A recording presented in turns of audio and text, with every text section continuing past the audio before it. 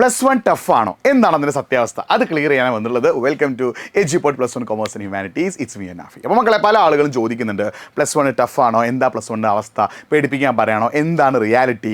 അത് പല ആളുകൾ എക്സാമിന് ഇങ്ങനെ ചോദിക്കാറുണ്ട്. അപ്പോൾ അത് ക്ലിയർ ആയി വന്നിട്ടുള്ളത്. അതിന് മുന്നേ നിങ്ങൾ കൊമേഴ്സ് ആണോ ഹ്യൂമാനിറ്റീസ് ആണോ എന്നുള്ള കാര്യം കമൻറ്റ് ബോക്സ് ടൈപ്പ് ചെയ്യുക. അതേപോലെ തന്നെ നിങ്ങൾ ഓരോ സബ്ജക്റ്റിലും നിങ്ങൾക്ക് ഇപ്പോൾ സ്കൂളിൽ ഏത് ചാപ്റ്ററാണ് എടുത്തുകൊണ്ടിരിക്കുന്ന ഒരു കാര്യം കൂടി നിങ്ങൾ എന്ത് ചെയ്യുക, ഒന്ന് കമൻറ്റ് ബോക്സ് ടൈപ്പ് ചെയ്യുക. അപ്പോൾ ഞാൻ നിങ്ങളെ പേടിപ്പിക്കാൻ പറയില്ല, +1 ബന്ധപ്പെട്ട ചില റിയാലിറ്റി പറഞ്ഞുതരാം.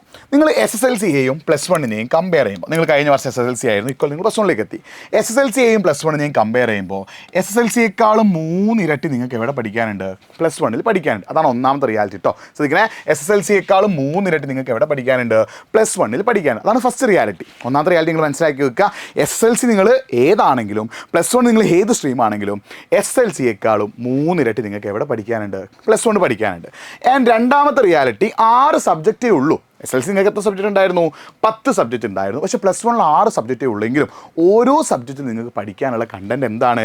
നല്ല കൂടുതലാണ്. ആൻഡ് നിങ്ങൾക്ക് ശ്രദ്ധിക്കേണ്ട കാര്യം, ഓരോ വിഷയത്തിലും അത്യാവശ്യം നന്നായിട്ട് പഠിക്കാനുണ്ട്. മൂന്നാമതായിട്ട് നിങ്ങൾ ശ്രദ്ധിക്കേണ്ട ഏറ്റവും പ്രധാനപ്പെട്ട കാര്യം, 30% മിനിമം മാർക്ക്. അത് വളരെ ഇമ്പോർട്ടൻ്റ് ആട്ടോ. നിങ്ങൾക്ക് SSLCയിൽ എങ്ങനെയായിരുന്നു? CE മാർക്കിൻ്റെ ഹെൽപ്പോട് കൂടി നിങ്ങൾക്ക് എന്ത് ചെയ്യാൻ പറ്റും? പാസ്സാകാൻ പറ്റും. SSLCയിൽ CE മാർക്കിൻ്റെ ഹെൽപ്പോട് കൂടി നിങ്ങൾക്ക് എന്ത് ചെയ്യാൻ പറ്റും? പാസ്സാകാൻ പറ്റും.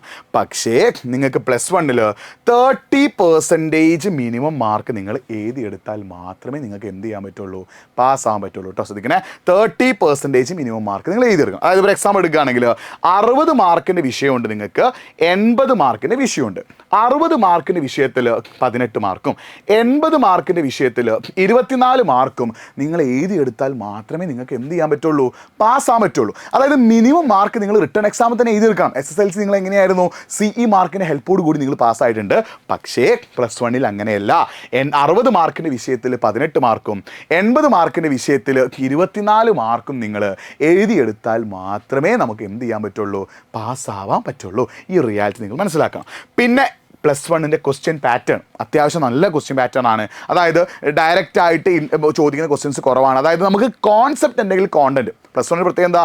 കോൺസെപ്റ്റ് അല്ലെങ്കിൽ കോണ്ടന്റ് മനസ്സിലാക്കിയിട്ട് ആ കോൺസെപ്റ്റ് റിലേറ്റഡ് ആയിട്ടുള്ള എന്ത് ചോദ്യം വേണമെങ്കിലും എന്ത് ചെയ്യാം? +1ൽ ചോദിക്കാം. അപ്പോൾ നിങ്ങൾ ശ്രദ്ധിക്കണേ, കോൺസെപ്റ്റ് അല്ലെങ്കിൽ കോണ്ടന്റ് നിങ്ങൾ എന്ത് ചെയ്യണം? ക്ലിയർ ആക്കി വെക്കണം. ആ കോൺസെപ്റ്റ് അല്ലെങ്കിൽ കോണ്ടന്റ് റിലേറ്റഡ് ആയിട്ടുള്ള എന്ത് ക്വസ്റ്റ്യൻ വേണമെങ്കിലും എന്ത് ചെയ്യാം? +1 ചോദിക്കാം. ആൻഡ് ക്വസ്റ്റ്യൻ ലെവലും അത്യാവശ്യം നല്ല ലെവലാണ്. അപ്പോൾ ഈ കാരണങ്ങൾ കൊണ്ടൊക്കെ തന്നെ +1 ടഫാകും. പക്ഷേ +1 ഈസിയാക്കാൻ വളരെ സിമ്പിളാണ്. എന്താ നിങ്ങൾ ചെയ്യേണ്ടത്? കഴിഞ്ഞ വർഷം നിങ്ങൾ SSLC ചെയ്ത ചില മിസ്റ്റേക്ക് ഒഴിവാക്കിയാൽ മതി. ഒന്നാമത്തെ മിസ്റ്റേക്ക് എന്തായിരുന്നു? Last minute study. നിങ്ങൾ +1ൽ എന്ത് ചെയ്യരുത്? എല്ലാം അവസാന നിമിഷത്തേക്ക് മാറ്റി വെക്കരുത്. തുടക്കം മുതലേ നിങ്ങൾ എന്ത് ചെയ്യുക? പഠിക്കാൻ തയ്യാറാവുക. ശ്രദ്ധിക്കണേ, SSLCയിൽ നിങ്ങൾ എല്ലാം ചെയ്തത് എന്താ? എല്ലാം അവസാന നിമിഷത്തേക്ക് മാറ്റി വെച്ചു. പക്ഷേ +1ൽ നിങ്ങൾ എന്ത് ചെയ്യരുത്? അങ്ങനെ ലാസ്റ്റ് മിനിറ്റിൽ പഠിക്കരുത്. തുടക്കം മുതലേ പഠിക്കുക. കൺസിസ്റ്റൻ്റ് ആയിട്ട് പഠിക്കുകയാണെങ്കിൽ, അതായത് വീക്കിലി ഒരു 5 ഡേയ്സ് ഡെയിലി ഒരു 3 ഹവേഴ്സ് വെച്ച് പഠിക്കാൻ നിങ്ങൾ തയ്യാറാണെങ്കിൽ നിങ്ങൾക്ക് എന്ത് ചെയ്യാം? ഏറ്റവും ബെസ്റ്റ് റിസൾട്ട് നേടാൻ പറ്റും. ശ്രദ്ധിക്കണേ, വീക്കിലി 5 ഡേയ്സ് ഡെയിലി ഒരു 3 ഹവേഴ്സ് വെച്ച് പഠിക്കാൻ നിങ്ങൾ തയ്യാറാണെങ്കിൽ നിങ്ങൾക്ക് ഏറ്റവും ബെസ്റ്റ് റിസൾട്ട് നേടാൻ പറ്റും. അപ്പോൾ നിങ്ങൾ ശ്രദ്ധിക്കുന്ന കാര്യം എന്താ? Consistency is the key to success എന്നാണ്. അതായത് ഒരിക്കലും നിങ്ങൾ എക്സാമിന് തലേന്ന് പഠിച്ചാലോ എക്സാമിന് 2 ദിവസം മുന്നേ പഠിച്ചാലോ ഒരിക്കലും നിങ്ങൾക്ക് എന്ത് ചെയ്യാൻ പറ്റില്ല? +1 സിമ്പിൾ ആവില്ല.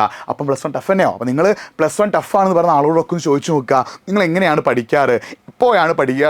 ഏത് സമയത്താണ് പഠിക്കാറുണ്ട്? അപ്പോൾ അവർ മിക്കവാറും പറയുന്നത് എക്സാമിനെ അടുപ്പിച്ച് മാത്രമേ പഠിക്കാറുള്ളൂ, എക്സാമിൻ്റെ സമയത്ത് മാത്രമേ പഠിക്കാറുള്ളൂ. അങ്ങനെ പഠിച്ചാൽ പോരാ, കൃത്യമായി കൺസിസ്റ്റൻ്റായി തുടക്കം മുതലേ എന്ത് ചെയ്യണം?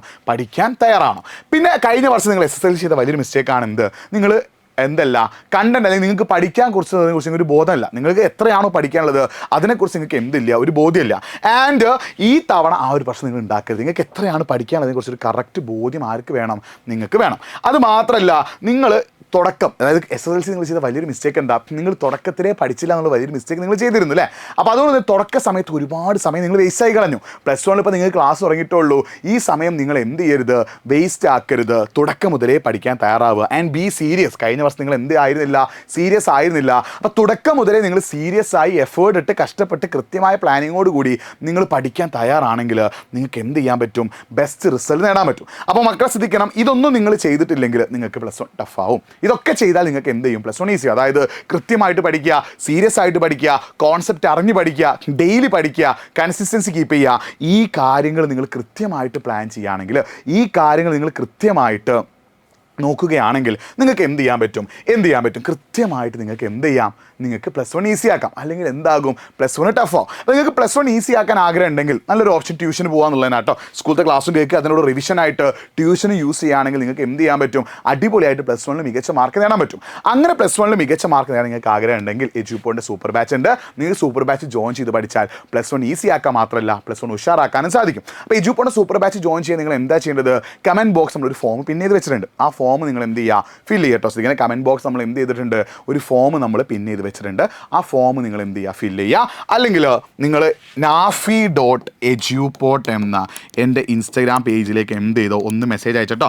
nafi.eduport എന്ന എൻ്റെ ഇൻസ്റ്റാഗ്രാം പേജിലേക്ക് എന്ത് ചെയ്തോ ഒന്ന് മെസ്സേജ് അയച്ചോ. നിങ്ങൾക്ക് +1 അടിപൊളിയായിട്ട് പഠിക്കാൻ താല്പര്യമുണ്ട്, ഞാൻ പറഞ്ഞുതരാം എന്താണ് ചെയ്യേണ്ടതെന്ന് കേട്ടോ. മക്കളെ, ഒന്നുകിൽ നിങ്ങൾ എന്ത് ചെയ്യുക, nafi.eduport എന്ന ഇൻസ്റ്റാഗ്രാം പേജിലേക്ക് മെസ്സേജ് അയക്കുക. അല്ലെങ്കിൽ നിങ്ങൾ കമൻറ്റ് ബോക്സിലുള്ള ഫോം നിങ്ങൾ എന്ത് ചെയ്യുക, ഒന്ന് ഫിൽ ചെയ്യുക. ഈ രീതിയിൽ പഠിക്കുകയാണെങ്കിൽ നിങ്ങൾക്ക് എന്ത് ചെയ്യാൻ പറ്റും, ബെസ്റ്റ് റിസൾട്ട് നേടാൻ പറ്റും. അപ്പോൾ അടിപൊളിയായിട്ട് പഠിക്കുക, സൂപ്പറായിട്ട് പഠിക്കുക, ഉഷാറായിട്ട് പഠിക്കുക. മറ്റൊരു വീഡിയോയുമായിട്ട് വീണ്ടും കാണാം. It's me Nafi signing of.